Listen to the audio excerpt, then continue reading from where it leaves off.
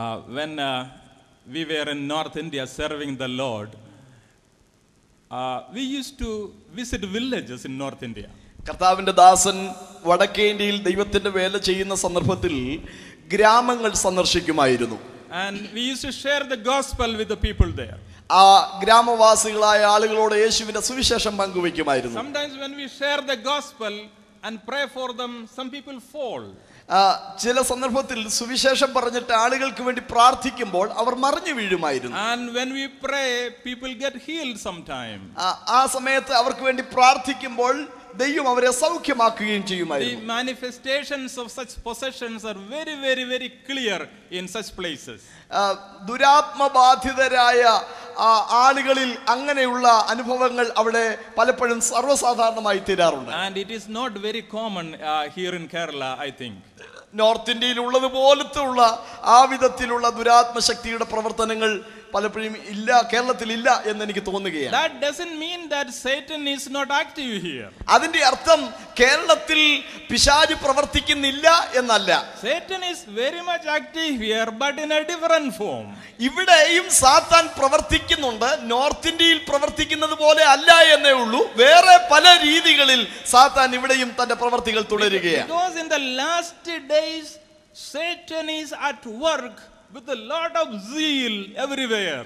സാത്താൻ ഇത് അന്ത്യകാലമാണെന്ന് അറിഞ്ഞ് വളരെ തീഷ്ണതയോടെ ദൈവനാമത്തിനെതിരായി പ്രവർത്തിച്ചു കൊണ്ടിരിക്കുന്ന ഒരു കാലഘട്ടമാണിത്. But the danger what Paul speaks about is there will be people, even believers, who will pay attention to the deceitful spirits and doctrines of demons. എന്നാൽ വളരെ അപകടകരമായ ഒരു കാര്യം പൗലോസ് ഇവിടെ പറയുന്നത്, അന്ത്യകാലത്ത് വിശ്വാസികൾ പോലും ദുരാത്മബാധിതരായി വിശ്വാസം ത്യജിക്കുന്ന ഒരവസ്ഥയിലേക്ക് വന്നേക്കാം. Giving attention to the teachings of demons.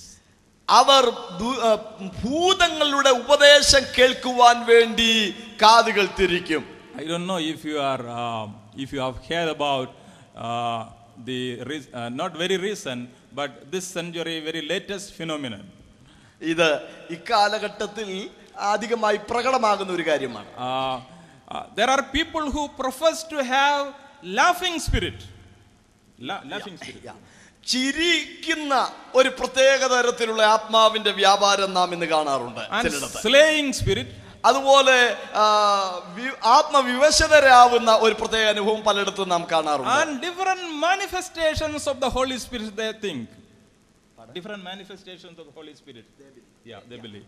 അവരത് വിശ്വസിക്കുന്നത് പരിശുദ്ധാത്മാവിന്റെ പല രീതിയിലുള്ള പ്രകടനമാണ് എന്നാണ്. But in such a meeting, I asked one of the person who experienced the power of laughing spirit. ഈ ആത്മാവിന്റെ ആവേശത്താൽ ചിരിച്ചുകൊണ്ടിരിക്കുന്ന ചിരിയുടെ ഒരു പ്രത്യേക അവസ്ഥ, അങ്ങനത്തെ അവസ്ഥ ഉണ്ടായ ഒരു മനുഷ്യനോട് ഞാൻ ഒരിക്കൽ ഇങ്ങനെ ചോദിച്ചു, What did you really experience when you laughed, you say, in the spirit? പരിസരബോധമില്ലാതെ വല്ലാതെ നീ ഇങ്ങനെ ചിരിക്കുമ്പോൾ നിനക്കുണ്ടായ അനുഭവം എന്താണ് എന്ന് ഞാൻ അവനോട് ചോദിച്ചു. He said, just nothing, just a happiness inside. പ്രത്യേകിച്ച് ഒന്നുമില്ല, അകത്തേതോ ഒരു സന്തോഷം പോലെ തോന്നുന്നു, അതുകൊണ്ടാണ് ഞാൻ ചിരിച്ചത്. And how long it lasted, I asked him. ഞാൻ അവനോട് ചോദിച്ചു, ആട്ടെ ഈ സന്തോഷം എത്രത്തോളം സമയം നിന്നിൽ നിലനിന്നു? It lasted only when I laughed. After that I did not experience that. അവൻ പറഞ്ഞു, ഞാൻ ആ ചിരിച്ചോണ്ടിരുന്നപ്പോൾ മാത്രമേ എനിക്ക് സന്തോഷം ഉണ്ടായിരുന്നുള്ളൂ, ചിരി നിർത്തി സന്തോഷവും തീർന്നു. So I really doubt, I do not know the perspective of everybody here, but I really doubt whether it is the manifestation of the Holy Spirit or the manifestations of evil one. നിങ്ങളുടെ എല്ലാവരും ഇതിനോട് യോജിക്കുമോ എന്ന് എനിക്ക് അറിയത്തില്ല, ഇതിനോട് വിയോജിക്കുന്നവരും ഉണ്ടായിരുന്നേക്കാം. എങ്കിലും ഞാൻ പറയട്ടെ, ഇത് പരിശുദ്ധാത്മാവിന്റെ ഒരു പ്രവർത്തനമാണോ അല്ലയോ എന്ന് പലപ്പോഴും സംശയിച്ചു പോവുകയാണ്. As far as I know, the Holy Spirit, the Comforter, when He comes to us, there will be an abiding peace and happiness and comfort in our life. ആശ്വാസപ്രദനായ പരിശുദ്ധാത്മാവ് നമ്മളിൽ വരുമ്പോൾ ശാന്തിയും സമാധാനവും നമ്മുടെ ഉള്ളിൽ നിലനിൽക്കുവാനിടയായി തീരും. It is not just a momentary experience only. ആമേൻ. ഇത് ഒരു നിമിഷ നേരത്തേക്ക് മാത്രം കുടികൊള്ളുന്ന ഒരു അനുഭവമല്ല. When the Holy Spirit comes upon us, we receive power from above. ആമേൻ. പരിശുദ്ധാത്മാവ് നമ്മുടെ മേൽ വരുമ്പോൾ നാം ആ ഉയരത്തിൽ നിന്നുള്ള ശക്തി ധരിച്ചവരായി മാറും. It is not just speaking in other tongues. ആമേൻ. അത് അന്യഭാഷയിൽ സംസാരിക്കുന്നത് മാത്രമല്ല, It is not just the miracles. അത് അത്ഭുതത്തിന് വേണ്ടി മാത്രമായല്ല, But the supernatural power of God comes and dwells in the life of a believer. പ്രകൃത്യാതീതമായ ദൈവികമായ ആ വലിയ ശക്തി നമ്മുടെ ഉള്ളിലേക്ക് വരികയും അത് നമ്മിൽ നിലനിൽക്കുകയും ചെയ്യുന്ന ഒരു ദിവ്യമായ അനുഭവമാണ്. That power empower a believer to become a witness of the Lord Jesus Christ. യേശു ക്രിസ്തുവിന് വേണ്ടി സാക്ഷിയായിരിക്കുവാൻ ആ ആത്മശക്തി ഒരുവനെ ശക്തീകരിച്ചെടുക്കുകയാണ്. That is the reason Jesus said, "You shall receive power when the Holy Spirit shall come upon you." അതുകൊണ്ടാണ് കർത്താവായ യേശു പറഞ്ഞത്, നിങ്ങൾ ശക്തി ലഭിച്ചിട്ട് നിങ്ങൾ എന്റെ സാക്ഷികളായി തീരുമെന്ന്. And you will become my witnesses. കർത്താവ് പറയുകയാണ്, ശക്തി ധരിച്ചു കഴിയുമ്പോൾ നിങ്ങൾ എന്റെ സാക്ഷികളായി തീരും. The first consequence of being filled in the Spirit is the power to become His witness. പരിശുദ്ധാത്മാവ് നമ്മളിൽ വരുന്നതിന്റെ ഒരു അനന്തരഫലം എന്ന് പറയുന്നത് തീർച്ചയായും നാം അവന്റെ സാക്ഷികളായി തീരുമെന്നുള്ളതാണ്. So it is very easy to distinguish between the evil spirit and the Holy Spirit. പലപ്പോഴും ഇത് ദുരാത്മാവാണ്, ഇത് പരിശുദ്ധാത്മാവാണ് എന്ന് തരംതിരിച്ചറിയാൻ നമുക്ക് പ്രയാസകരമായി തീരാറുണ്ട്. So let us not jump into conclusions, but at least we can understand from God's word, if it is Holy Spirit that comes upon you, that Spirit will empower you to become His witness. ആമേൻ. ഒരു നിഗമനത്തിലെത്തുവാനല്ല ഞാൻ പറയുന്നത്. പരിശുദ്ധാത്മാവ് നിങ്ങളുടെ മേൽ വരുമ്പോൾ കർത്താവിന് വേണ്ടി സാക്ഷിയായി തീരുവാൻ ആ പരിശുദ്ധാത്മാവിന്റെ ശക്തി നിങ്ങളെ ശക്തീകരിച്ചെടുക്കുന്നു, അതിനായി നിങ്ങളെ കരുത്തുള്ളവരാക്കി തീർക്കുന്നു എന്നാണെന്ന് ഞാൻ പങ്കുവെക്കുന്നത്. The evil one cannot empower us to become His witnesses. സഹോദരങ്ങളെ, യേശുവിന്റെ സാക്ഷിയായി തീരുവാൻ, യേശുവിന് വേണ്ടി നിലനിൽക്കുവാൻ ഒരിക്കലും ദുരാത്മാവ് നമ്മെ അനുവദിക്കുകയില്ല. Let us come back to the passage that we have read. നാം വായിച്ച തിരുവെഴുത്തിലേക്ക് നമുക്ക് ഒരുമിച്ച് മടങ്ങി വരാം. 2 Timothy chapter 3 verse 12. 2 തിമോഥെയോസിന്റെ ലേഖനം 3:12 വാക്യം. എന്നാൽ ക്രിസ്തുയേശുവിൽ ഭക്തിയോടെ ജീവിപ്പാൻ മനസ്സുള്ളവർക്കെല്ലാം ഉപദ്രവം ഉണ്ടാകും. So here Paul gives us a picture of true godliness. യഥാർത്ഥ ക്രിസ്തീയ ജീവിതത്തിന്റെ ഒരു വ്യക്തമായ ചിത്രം പൗലോസ് ഇവിടെ പങ്കുവയ്ക്കുകയാണ്. It is a life that is centered in the Lord Jesus Christ. ആ ഭക്തിയുള്ള ജീവിതം എന്ന് പറയുന്നത് ക്രിസ്തുവിൽ കേന്ദ്രീകൃതമായ ഒരു ജീവിതമാണ്. The life of a godly person is centered in Jesus Christ alone. ആമേ. ക്രിസ്തുവിൽ മാത്രം കേന്ദ്രീകൃതമായ, ക്രിസ്തു കേന്ദ്രീകൃതമായ ഒരു ജീവിതമാണ് ഒരു ഭക്തിയുള്ള യഥാർത്ഥ ക്രിസ്തീയ ജീവിതം. A godly life is only lived in Jesus Christ. യേശു ക്രിസ്തുവിൽ ജീവിക്കുന്ന ഒരു ജീവിതമാണ് യഥാർത്ഥ ഭക്തിയുള്ള ക്രിസ്തീയ ജീവിതം. ക്രിസ്തുവിലായി ജീവിക്കുന്ന ഒരു ജീവിതമാണ്. There are a lot of religious people in this world. മതപരമായി ഭക്തിയോടെ ജീവിക്കുന്ന ഒത്തിരി ആളുകൾ ഇക്കാലത്തുണ്ട്. Very religious than many of us. നമ്മളെക്കാൾ വളരെ ഭക്തിയിൽ തീവ്രതയുള്ള ആളുകൾ ഇന്നുമുണ്ട്. But religiosity will never take us to heaven. ഭക്തിയല്ല ഒരുവനെ സ്വർഗത്തിലേക്ക് നയിക്കുന്നത്. Only through Jesus there is salvation. സഹോദരങ്ങളെ, കർത്താവില്ലാത്ത ഭക്തിയുടെ തീവ്രത ഒരിക്കലും ഒരുവനെ ദൈവത്തിൽ എത്തിക്കുകയില്ല.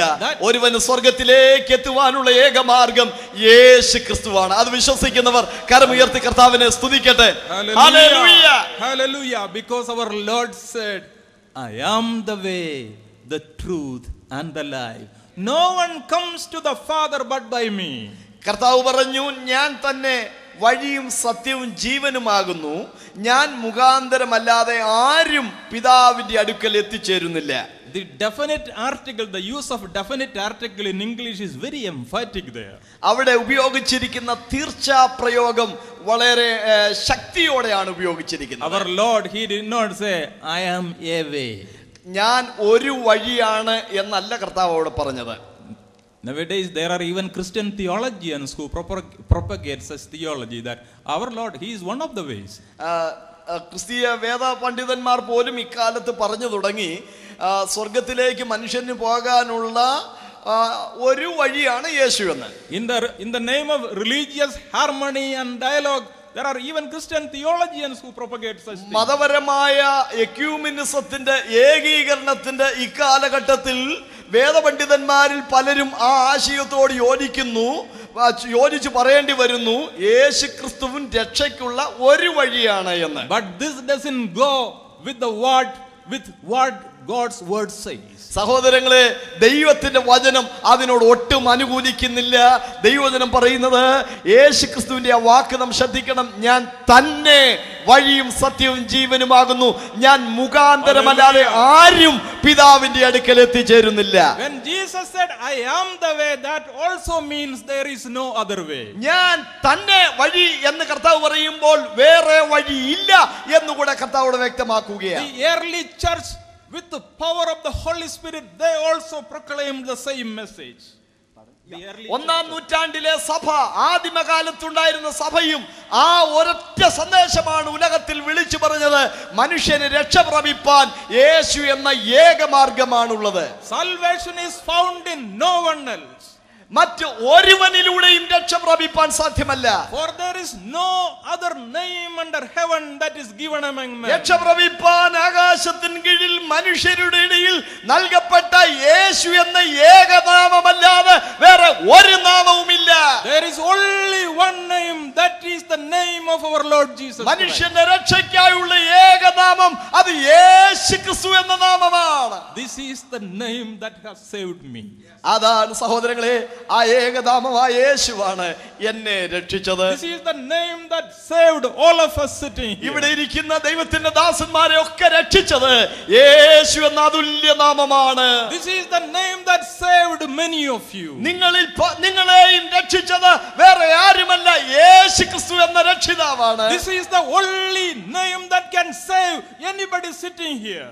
നിങ്ങൾ ഇവിടെ ഇരിക്കുന്ന ഏതൊരു മനുഷ്യനെയും, ഈ സന്ദേശം കേൾക്കുന്ന ഏതൊരു വ്യക്തിയെയും രക്ഷിക്കാൻ പ്രാപ്തിയുള്ള ഏകനാമം അത് യേശു എന്ന ഏകനാമമാണ്. A life that is lived in this name, a life that is lived in Jesus Christ, that is only a godly life. യേശു ക്രിസ്തുവിന്റെ നാമം ഏറ്റുപറഞ്ഞ് യേശു ക്രിസ്തുവിൽ ജീവിക്കുന്ന ഒരു ജീവിതമാണ് യഥാർത്ഥമായ ഒരു ഭക്തിയുള്ള ക്രിസ്തീയ ജീവിതം. There is no godly life apart from Jesus. യേശുവില്ലാതെ ഒരു വിശുദ്ധ ജീവിതം നയിക്കുവാൻ, ഭക്തിയുള്ള ഒരു ജീവിതം നയിക്കുവാൻ നമുക്കാവില്ല. A godly life is centered only in Jesus Christ. ഭക്തിയുള്ള ഒരു ജീവിതം തീർച്ചയായും അത് യേശു ക്രിസ്തുവിൽ കേന്ദ്രീകൃതമായിരിക്കും. That is the reason Paul says, all those who want to live a godly life in Christ Jesus, they will have to face persecution. ഭക്തിയോടെ ക്രിസ്തുയേശുവിൽ ഭക്തിയോടെ ജീവിപ്പാൻ ആഗ്രഹിക്കുന്നവർക്കൊക്കെയും ഉപദ്രവം ഉണ്ടാകും എന്ന് പൗലോസ് പറയുന്നു. All those who want to lead a godly life in Christ Jesus. യേശു ക്രിസ്തുവിൽ ഭക്തിയോടെ ജീവിപ്പാൻ ആഗ്രഹിക്കുന്നവർക്ക്. When we say in Christ Jesus, that's a very very unique expression of Paul in his epistle.